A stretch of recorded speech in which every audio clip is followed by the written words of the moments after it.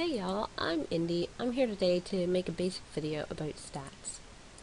So to show you what I have geared up here, speed is going to be your most crucial stat as a bard. I'm a bard wizard here, as you can see. So speed is going to determine how fast you can cast your skills, which if you're a bard, you can find that pretty dang useful. So the more speed that you have, the faster that you are, and the faster that you can use your healing skills. As you can see, I have a 0.8 second cooldown on my healing tones. So speed does also affect your cooldown times.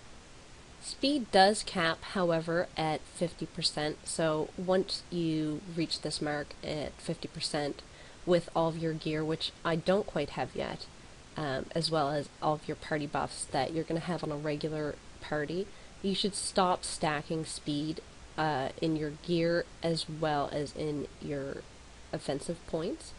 At this point you should move to crit so that you can get more critical damage as well as critical heals.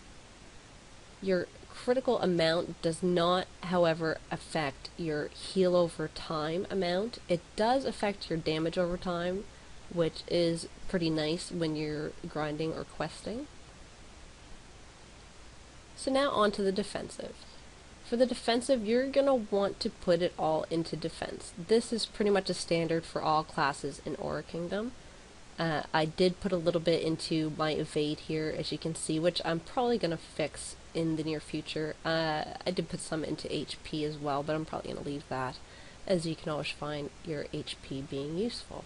But defense should be your main focus here until the cap at 75%. When you get a cap, no matter how much more defense or speed that you stack, well actually all of these would have a cap at some point. You can find them very easily on Google. So yes, so put everything into defense until you reach the cap at 75, and then I would advise you to move over to HP because your evade is not really gonna do you much good as a bard. And that's about all I have to say about your stats. So now on to your Envoys Path. This is the second most important part of your character. Having the right Envoys Path will make you a better bard. As you can see, you can get bonus party buff, as well as procs that are passive, which is very, very nice, which frees up your hands for more healing. You can look at your own Envoys Path and follow this one if you want, or you can do a little bit more research online. There's many different builds that people will suggest to you. Here I'm going for a full heal character, so I am mainly focusing on things that would be good for my party members as well as myself. So first off is Sonic Shield. Sonic Shield's amazing. It reduces the amount of damage that your party takes per attack. This is very, very useful. You can really tell the difference when you have this active as opposed to when you're healing without this. Altruism, it will increase your heal overall. Also attack swiftness, as you can see, it brings your attack speed up as well as your skill cooldown down. I got fleet-footed just to help it with the red carpet situations because I like to stand back a little bit so I don't get hit with those great big AoEs. But yeah, this is very useful because it will increase your movement speed and added 5%.